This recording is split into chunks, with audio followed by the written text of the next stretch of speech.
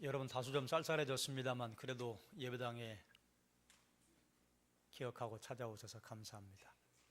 여러분 오늘 예배당에 오실 때 어떤 마음을 가지고 오셨습니까? 무엇 때문에 여러분의 마음은 하나님을 향하고 있습니까? 함께 나누려고 하는 말씀의 제목이 하나님을 찬양하라입니다. 하나님을 찬양하라고 하는 거 누가 모르나요? 그런데 하나님을 찬양하라고 하는 것에 우리가 좀 주의를 환기시켜야 할 일이 있습니다. 오늘 그런 말씀을 함께 나누려고 해요. 옆에 오신 분 참 잘 오셨습니다. 우리 먼저 인사하겠습니다. 주님의 이름으로 환영합니다. 또 인사할까요? 잘 오셨습니다. 잘 오셨어요. 어떤 분은 가까이서, 어떤 분은 멀리서, 어떤 분은 건강하게, 어떤 분은 몸이 불편하신데도 불구하고 이 자리에 오신 것 주님의 이름으로 환영합니다.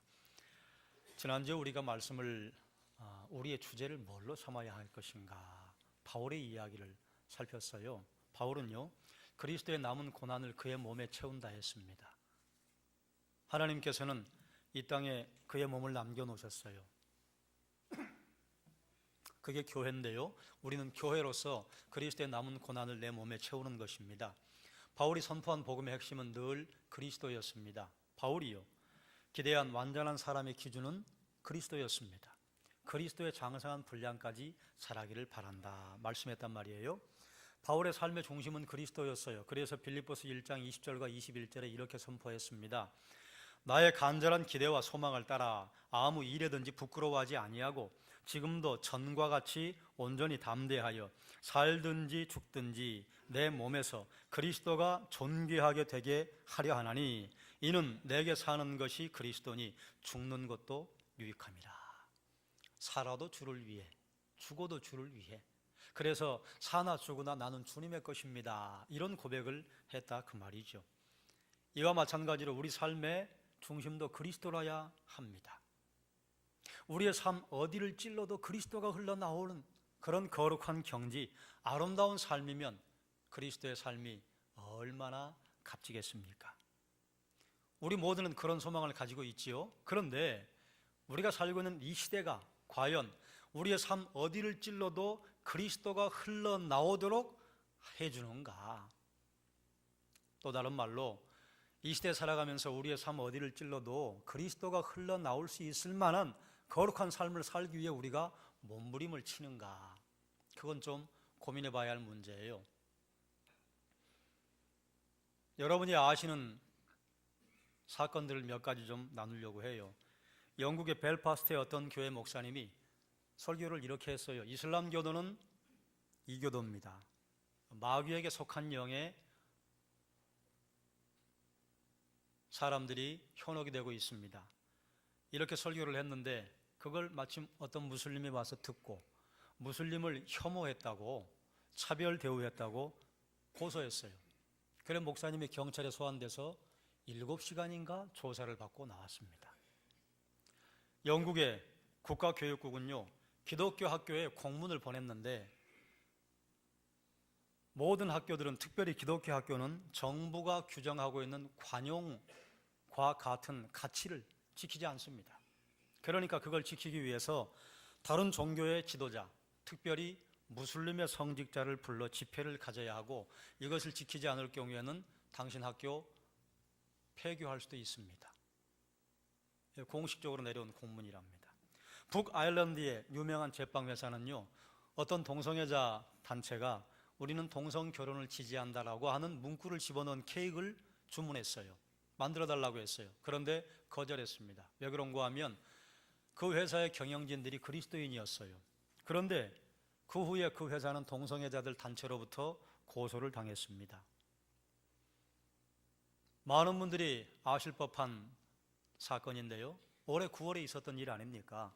미국의 어떤 케이크 가게를 운영하는 그리스도인 신실한 젊은 부부가 동성애자가 자기들 결혼한다고 결혼 웨딩 케이크를 만들어 달라고 그랬는데 정중하게 거절했어요.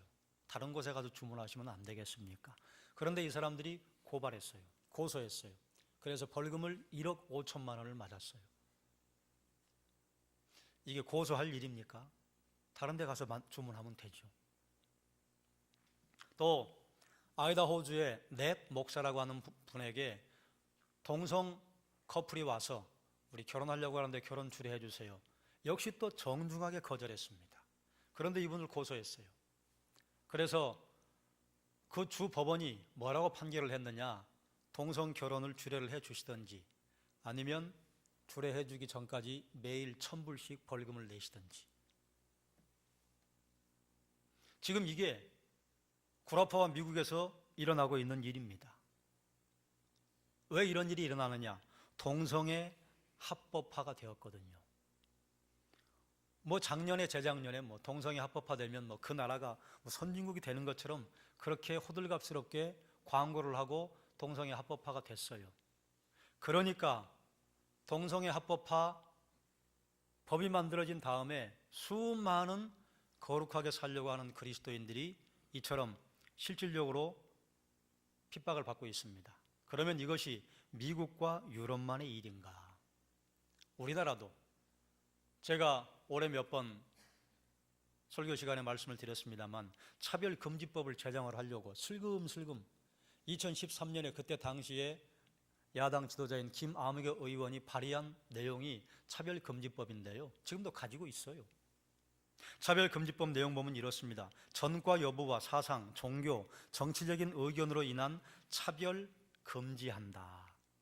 그리고 그 아래간에요, 차별 금지 대상이 있는데 이런 거예요. 사상, 종교, 정치적인 의견, 그리고 성적 취향, 성적 소수자, 그리고 거기에 이제 소수민족도 들어가 있지요. 차별하는 거 안 좋지요. 차별하면 안 되지요. 정상인과 장애인을 차별하는 거 바람직하지 않지요. 그리스도인과 넌 크리스찬을 차별하는 거 바람직하지 않죠. 한국 사람과 동남아인을 차별하는 거 바람직하지 않죠. 그런 건 우리가 지금 다 사회 통념상 바람직하지 않다 서로 얘기하고 있는 거예요. 그런데요, 이것이 현실로 들어오잖아요. 그러면 간첩 혐의를 받았던 사람이 국가기관에 서류를 낼 수 있습니다. 성범죄자가 어린이집에 일하겠다고 서류를 낼 수 있어요. 연쇄살인범이 여성단체에 취업을 하겠다고 서류를 낼 수 있어요. 그러니까 만약에 그 서류를 받아들여주지 않으면요, 나 차별당했습니다. 신고할 수 있습니다. 차별금지법이 제정이 되면요. 그러면요, 법정에서는 3가지를 선고합니다. 차별 금지하지 마세요. 임금과 근로조건 개선하세요. 그리고 벌금을 부과합니다. 그럼 고용주는요, 어떻게 해야 돼요? 고용주는 단서가 하나 있는데요. 뭔 단서냐? 그 사람이 간첩인지, 그 사람이 성범죄자인지, 그 사람이 연쇄살인범인지 30일 이내에 소명해야 합니다. 소명하지 못하면요, 벌금 그대로 맞아야 합니다. 여러분, 법원에 왔다 갔다 해보신 분들은 아시죠? 30일이요 눈 깜짝할 사이에 지나갑니다. 그리고 무슨 큰 기업체라든가 아니면 법 쪽에 근무하는 분들이야 이 사람의 내력이 어떤지 금방 조사할 수 있지만 조그만 기업이나 일반인들은요, 이거 조사하기 하늘의 별 따기예요. 차별금지법이요, 우리 성경의 진리에 위배되기 때문에 우리는 반대합니다. 그래서 기독교만 반대하는 것으로 생각을 하는데 사실은 이게 시행이 되면요, 일반 시민들이 엄청난 피해를 당합니다. 일단 실질적으로 피해를 당하는 것은요, 차별금지법이 시행되면 대한민국에서는요, 자기 주장을 할 수 없게 됩니다. 자기 주장했는데요, 나 차별당했어요. 고소하면요, 걸린다 그 말이에요. 교회에서 성경의 진리를 선포할 수 없어요. 그럼 누군가 듣고 와서 목사님이 이런 설교했는데 차별당했어요. 녹취해가지고 법원에 제출하면요, 꼼짝없이 들어가야 합니다.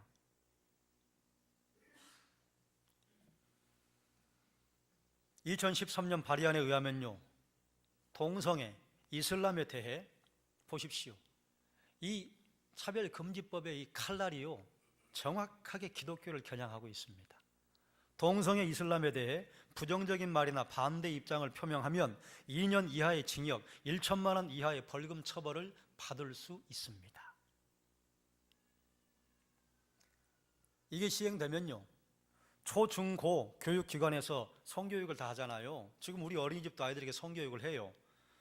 이상간 성행위와 함께 반드시 동성 간의 성행위를 가르쳐야 하고요, 아이들이 모르는데 그걸 가르쳐준단 말, 이런 것도 있다.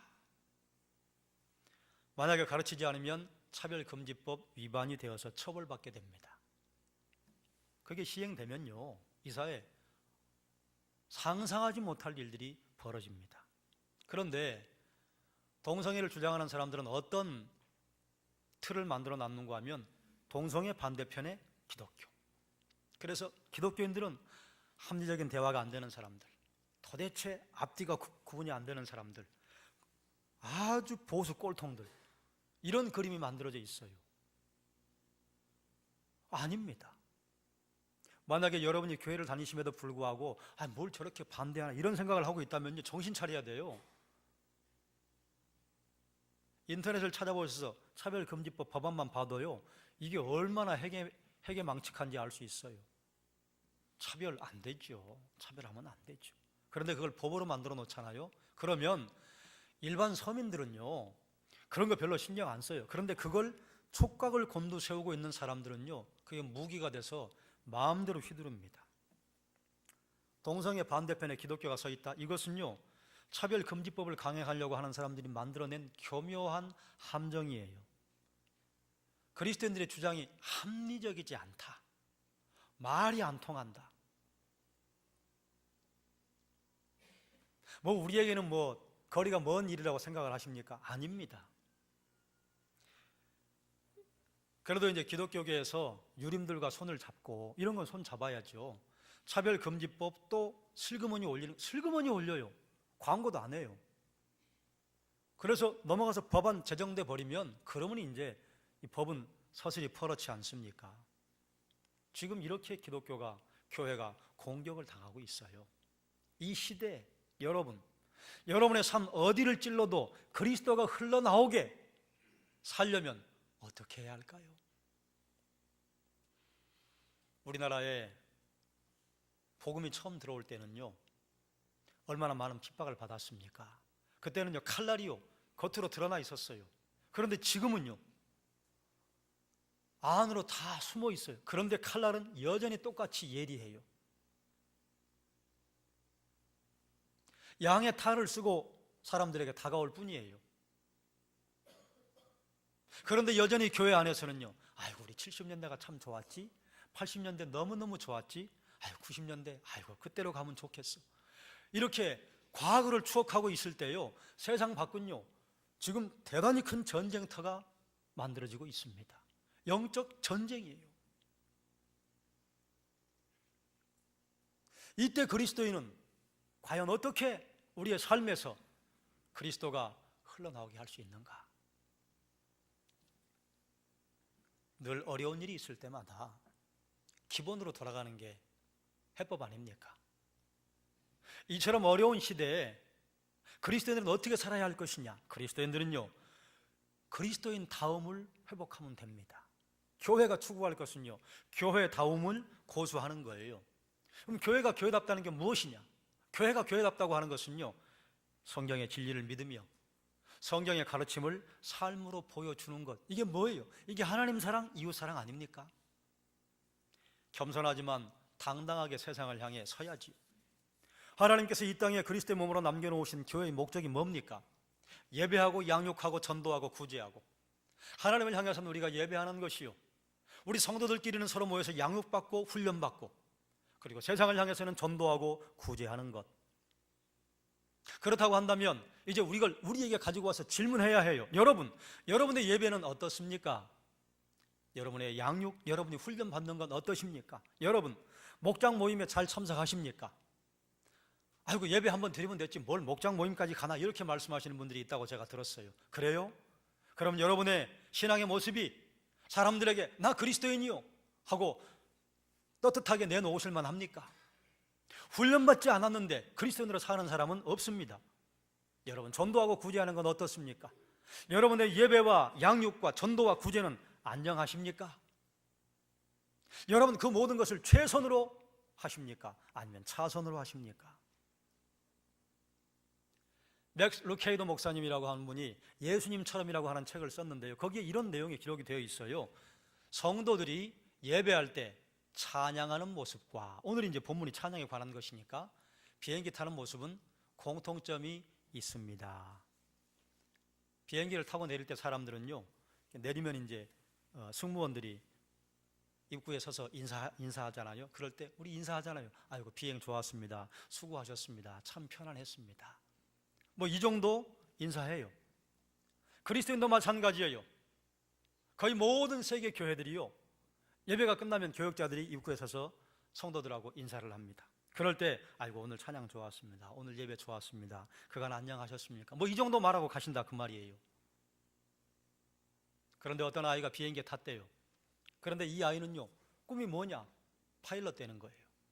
그래서 아이가 앉아있는데 승무원들이 와서 또 물어봤어요. 뭘 도와드릴까요? 저 조종사 아저씨 좀 만나게 해주세요. 조종사 아저씨는 함부로 만나면 안 돼요. 왜냐하면 비상시만 나오는 거예요. 그 문을 아무나 여닫으면 안 됩니다. 그리고 조종사가 함부로 밖에 나와서 돌아다니면 안 돼요.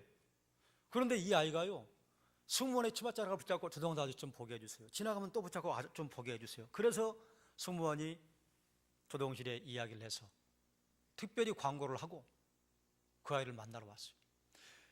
자기가 파일럿이 되고 싶었는데 파일럿을 만났다 그 말이에요. 이 아이가 얼마나 감동을 받았는지 그 비행하는 내내 흥분돼 가지고, 물론 비행기를 타는 모든 분들이 비행기 탈 때마다 이렇게 흥분돼 있으면 대단히 곤란하죠. 정상이 아니죠. 자, 그런데 여러분, 우리가 예배 하나님께 와서 앉아 있는데 예배를 받으시는 분, 예배를 인도하시는 분, 예배 영광 중에 계시는 하나님을 만나려고 하냐 그 말이에요. 여러분 다 그러시는 줄로 알아요. 다 그러시는 줄로 알아요. 그런데 정말로 그러는지 생각해 보자 그 말입니다. 예배 그 어떤 동요도 없고 그 어떤 감동도 없고 내가 이 자리에 앉아서 예배하고 있다, 뭐 이 정도로 만족하고 있다면요, 이건 영과 진리로 드리는 예배가 아니라 할 수 있습니다. 그래서 저는 질문합니다. 우리 예배는 어떻습니까? 여러분이 예배 드리는 찬양은 어때요? 여러분 하나님께만 집중하시며 찬양하십니까? 여러분이 찬양을 할 때 내가 이 찬양을 하나님께 드린다고 생각하고 찬양을 하십니까? 여러분을 하나님께서 보실 때 여러분이 부르시는 그 찬양 하나님께서 받을만 합니까? 오늘 본문을 세세하게 살펴보는 것은 목장에서 목자들이 잘 하실 겁니다. 잘 하실 거예요. 그래서 저는 본문을 세세하게 살피는 것은 간과하고 개괄적인 내용들을 함께 좀 살펴보면서 질문을 몇 가지 드리려고 합니다. 오늘 성경은요, 우리가 성서에서뿐만 아니라 그의 궁창에서도 찬양하란 말이에요. 예배당에서뿐만 아니라 삶의 현장에서 찬양하라고 말해요. 저는 올 한 해 로마서 12장 1절과 2절 말씀을 자주 인용했습니다. 우리가 드릴 예배가 무엇입니까? 하나님께서는 우리의 영적 예배를 받으시길 원하시는데 그게 무엇이냐? 우리의 삶으로 드리는 예배라. 우리를 거룩한 산 제물로 드리기를 원하시는데 거룩한 산 제물로 드리는 것이 무엇이냐? 이 세상 풍조를 따라가지 말고 하나님의 기뻐하시고 선하시고 온전하신 뜻이 무엇인지 분별해서 그 뜻대로 살아가는 사람, 그렇게 삶에서 살아가는 사람, 그 예배를 하나님이 받으신다. 그런데요, 우리가 다 삶의 예배를 드리고 싶어 하죠. 그런데 삶의 예배까지 갈 것도 없어요. 몇 가지 질문을 드리겠습니다. 여러분 찬송을 하시는데 최선을 다하십니까? 여러분 소리는 지릅니까? 제가 가끔 얘기하죠. 엘토, 테너, 베이스 할 수 있는 분들은 그렇게 하시라고. 왜요? 하나님에게 가장 최선의 것을 드리자 그 말이에요. 여러분 찬송 중간에 서너 마디 빼먹고 쉬었다 하지 않으십니까? 과연 그 찬양 하나님이 받으실 만할까요? 모든 저를 최선을 다해 부르십니까? 때로는 좀 음이 높다 싶으면 한 옥타브를 내려서 부르시는 분들, 그 찬양 하나님 받으실 만할까요? 1절부터 4절까지 아무리 긴 찬양이라도 5분을 넘지 않습니다. 왜 그렇게 여러분의 목을 아끼십니까? 프루의 명곡에 나가십니까? 성악을 하십니까? 우리는 하나님께 이렇게 기도해요. 하나님, 영과 진리로 예배하게 해주십시오. 그런데 찬양하는 모습만 봐도 저분은 영과 진리로 예배한다, 그림이 그려져요. 아니, 안 그렇겠습니까? 감기가 걸렸다거나 목이 아프시다거나 힘이 없으신 어르신들이 소리를 지르는 건 그건 제가 하라고 하는 게 아니에요. 그런데 그 어느 것에도 해당되지 않는데 찬양을 불렀다 쉬었다가 소프라노를 했다가 엘토로 바꿨다가 옥타브를 제대로 했다가 내렸다가 그렇게 부르는 찬양 하나님이 받으실 만할까요? 비교를 위해서 이렇게 한번 얘기를 드려보죠. 여러분, 노래방에 가끔 가시는 분들, 노래방에 가시면 감정 충만, 음정 충만, 얼마나 충만해서 노래를 부르십니까? 그래요. 찬송은 어떠냐 그 말이에요. 과연 우리가 부르는 찬양을 하나님이 받으실 만합니까? 여러분, 무엇 때문에 그렇게 목을 아낍니까?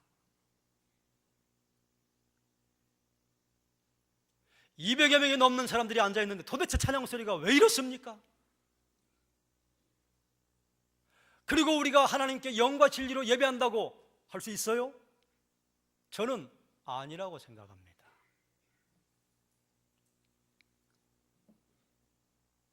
제가 이 말씀을 준비하다가 신병교육대가 생각이 났어요. 군대를 다녀오지 않으신 여성분들에게는 죄송합니다만 남성분들은 이해를 하실 줄로 알고, 신병교육대 보통 500명, 600명, 1000명 이렇게 들어가잖아요. 그런데 신병교육대 군가를 가르쳐줘도 군가 메가리가 없어요. 그런데 깜짝 놀랐어요. 막 산이 쩌렁쩌렁 울리는 군가 소리가 들리는데요, 한 50명 하사관 후보생들이 들어온 거예요. 500명 소리보다 더 커요. 당연히 이제 신병교육대 들어간 군인들은 군인도 아니에요. 이것도 없어요, 명찰도. 그런 사람과 군생활을 익숙하게 하고 간부가 되겠다고 온 후보생들과 같으면 안 되죠. 그래요. 여러분 보세요. 이제 신앙생활 갓 시작한 분의 찬양 소리와 이가 같다면 되겠습니까? 찬양을 하나님 앞에 신령과 진정으로 드리지 않아요. 어떤 분은 하나님 찬양만 하게 해주세요. 다른 데 가도 되는데 찬양 좀 하게 해주세요. 하나님이 아름다운 목소리 주셨고 건강을 주신데 최선을 노래 부르는 만큼 찬양하시고, 그래서 제가 부르는 찬양을 하나님께 드린다고 할 수 있습니까? 내가 부르는 찬양을 드린다고 생각하면 부르는 찬양을 받으실 것입니까? 찬양해 부르면 안 돼요.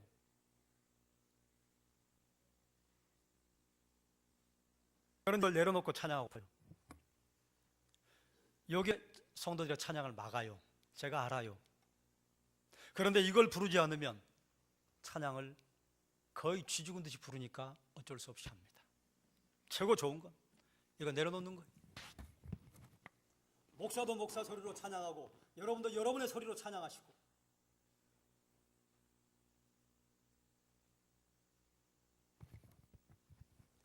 우리가 하나님 앞에 얼마나 편안한 시대를 살고 있습니까? 그런데요, 신앙의 야성이 죽어버리면 안 됩니다. 기도의 야성이 죽어버리고 찬양의 야성이 죽으면 안 돼요. 세상은 신앙의 정글이라니까요. 성경합니까? 전능하신 하나님께서 행하신 일 때문에 찬양하라. 여러분, 우리는 하나님의 사랑을 먹는 사람 아니에요? 하나님의 은혜로 우리가 구원받았습니다. 지금까지 인도하시고 보호하신 하나님의 은혜, 피조 세계와 인간의 삶이나 인간의 몸을 조금만 묵상해 본다면요, 하나님의 권능 앞에 무릎을 꿇을 수밖에 없습니다. 하나님의 권능의 증거가 나타나는 그 어느 곳이라도 하나님을 찬양하라, 그 말이에요. 사랑하는 여러분, 여러분에게 믿음의 비밀이 있습니까? 하나님이 여러분에게 역사하신 경험이 있습니까? 그것이 과거의 기억입니까? 그렇다면 우리는 회개해야 합니다. 지금은요. 과거에 우리 집에 금송아지 10마리 있었으면 뭐해요? 지금이요. 그래, 우리 신앙은요, 오늘 지금 이 자리에 고백이라야 합니다. 나 예전에 하나님이 이렇게 인도했습니다. 나 예전에 하나님이 이렇게 복을 주셨습니다. 그래요, 지금은. 성경은 또 뭐라고 말합니까? 호흡이 있는 자마다 여호와를 찬양할지어다. 그런데 영어 성경과 헬라어 성경을, 히브리어 성경을 보면요, 호흡이 있는 모든 것은 하나님을 찬양하라. 사람만이 아니에요. 식물의 호흡을 하든지 동물의 호흡을 하든지 어쨌든 호흡을 하는 모든 생물은 하나님께 찬양하라. 이게 대명제입니다. 피조물은요, 제각기 그들의 소리로 하나님을 찬양합니다. 새들의 소리, 피조물의 소리. 이걸 시편 기자는 들었어요. 그래서 파도 소리가 박수하며 하나님을 찬양한다. 바람이 하나님을 찬양한다.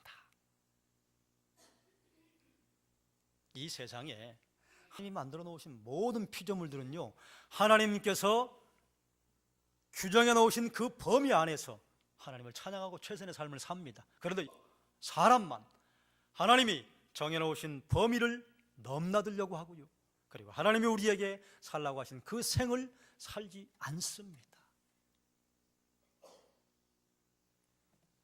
하나님이 피조물들의 찬양 중에 최고로 기쁘시게 받으시는 찬양은요, 하나님의 자녀들의 찬양이에요.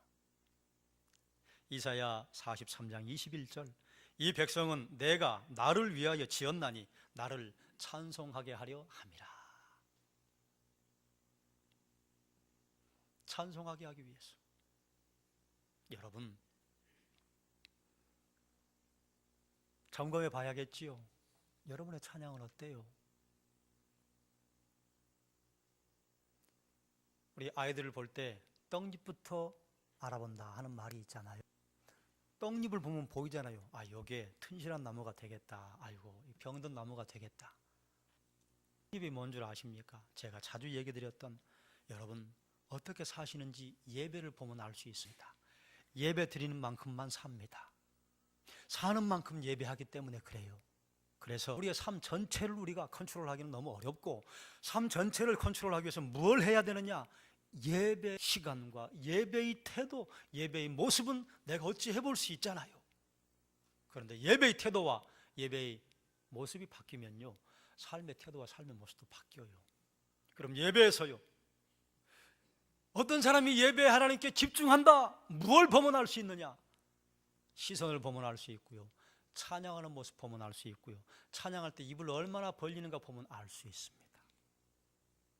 그렇지요. 무슨 신령한 능력이 있어 보는 게 아니에요. 관찰하면 다 보이는 거예요. 예배예요. 하나님 우리에게 능력을 주셔요. 은혜를 주셔요. 그런데 그 전에 선행되어야 할 게 있습니다. 먼저 나야 합니다. 여러분은 먼저 주님께 여러분을 드리십니까? 혹시 오늘 오신 분 중에 아직 예수를 믿지 않는 분이 여기 와서 앉아 계시다면 그분은 예외예요. 그분은 와서 구경하셔도 돼요. 그러나 내가 그리스도인이라고 하나님께 고백을 한다면 내 예배 찬양, 내가 예배 기도, 내 예배 자세 어떠냐 그 말입니다. 말씀을 정리하겠습니다. 성경을 따라 살아가는 사람들이 핍박받는 시대가 되었습니다.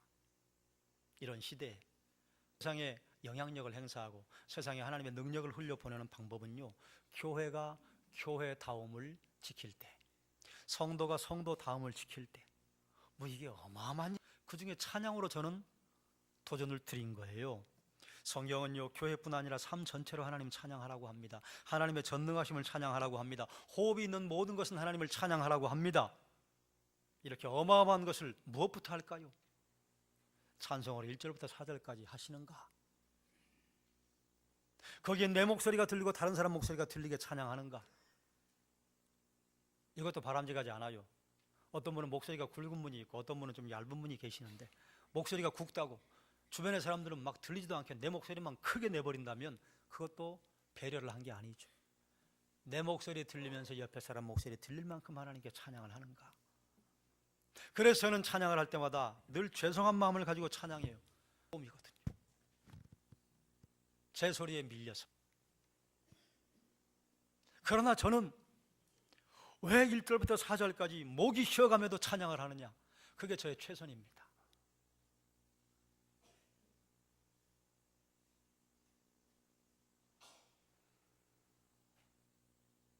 여러분, 예배 영과 진리로 하나님께 간구하시죠? 영과 진리요? 그건 신령한 거 아니에요. 삶의 태도예요. 예배의 태도예요. 예배의 모습이에요. 영과 진리는 뿌리를 내리는 것입니다. 진심으로 주님을 찬양하십니까? 온 힘을 다해 주님을 찬양하십니까? 이 예배 나를 드림이 있습니까? 나를 드려야 해요. 헌금보다 나를 드려야 해요. 그거 하나님이 더 기쁘게 받으셔요. 나를 드려. 이 시간에 집중하고 마음을 다하고, 어쩌다 좋은 것은 제가 받을 수 있지만 1년 10달 조신다 그러면 제가 말은 못하고 기도하죠. 조시는 분들은 제 기도 제목에 들어있습니다. 바늘을 하나씩. 그런 비장함을 가지고 예배 와야 한다 그 말이에요. 졸다 가서 아이고 이 교회는 왜 이렇게 뜨뜻하대, 목사님 목소리는 왜 저렇게 자장가처럼 들린대, 한 주 두 주는 괜찮다 그 말이에요. 그런데 상습적으로 존다, 안 돼요. 문제가 있는 거예요. 영적인 문제가 있는 것입니다. 하나님께 집중해요. 내 예배의 태도, 내 예배의 모습, 이거 점검해서, 네, 그게 떡잎입니다. 그 떡잎이 싹이 괜찮으면요 신앙의 거목이 됩니다. 근데 그 떡잎이 싹이 노랗잖아요. 그럼 신앙의 싹이 노랗습니다. 여러분, 제가 여러분에게 좀 마음에 찔리는 말씀을 드렸는데 안 드릴 수 없잖아요. 그러니 여러분 마음에 목사님은 나만 보고 계셨나 봐, 저 여러분만 보고 있을 시간이 없어요. 다 봐야 돼요. 오신 분 한 분 한 분. 어쩌다가 스크린대에 걸린 거예요. 그러니 혹시 제가 여러분을 지목해서 설교했다고 생각을 하는 그런 유아기적인 사고는 버리시고, 내가 정신 차려야겠구나. 예배 정신 차리셔야 영과 진리로 예배할 수 있습니다. 그래서 사랑하는 여러분, 전심으로 온 힘을 다해 오늘 이 자리에서부터 여러분의 찬양의 소리가 바뀌어지길 주님의 이름으로 축원합니다. 과연 내 찬양에 내세울 만한가? 아이고 이거 하나님 뭐 받으셔도 되고 안 받으셔도 되고 이러면 그래? 근데 은혜를 줘도 되고 안 줘도 되겠다? 이런다 그 말이에요. 아닙니다. 하나님, 저는 은혜를 받아야겠습니다. 하나님 만나야겠습니다. 그러냐? 알았다. 은혜를 주마. 은혜 받고 못 받고는요 100% 나의 책임이다. 그걸 옆 사람에게 돌리면 안 돼요. 목사에게 돌리면 안 돼요. 제가 만약에 여러분 들으시기에 아이고 은혜가 안 되는 설교를 어쩌면 저렇게 12달 규칙적으로 할까? 이런 생각이 드신다면 목사를 위해 기도하시면 됩니다. 좀 정신 좀 차려 말씀 잘 보고 전하게 해주십시오. 그래도 안 되면요 찾아와서 얘기하시면 돼요. 저 안 받게.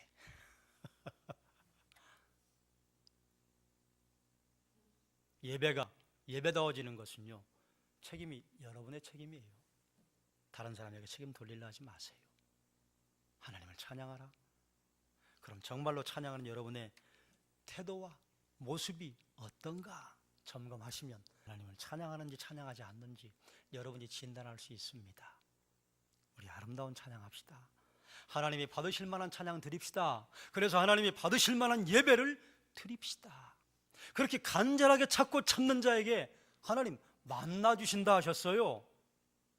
간절하지 않게 찾으면요 알았다, 너 간절히 덜한가 본데 내 좀 나갔다 오마 그러신다 그 말이에요. 그럼 우리 찬양의 모습, 예배의 모습 한번 진단해보고 돌아보고 여러분의 여러분의 찬양이 하늘을 찌르는 찬양, 여러분의 예배가 영 진리로 드려지는 찬양 되시길 주의 이름으로 축원합니다. 기도하겠습니다.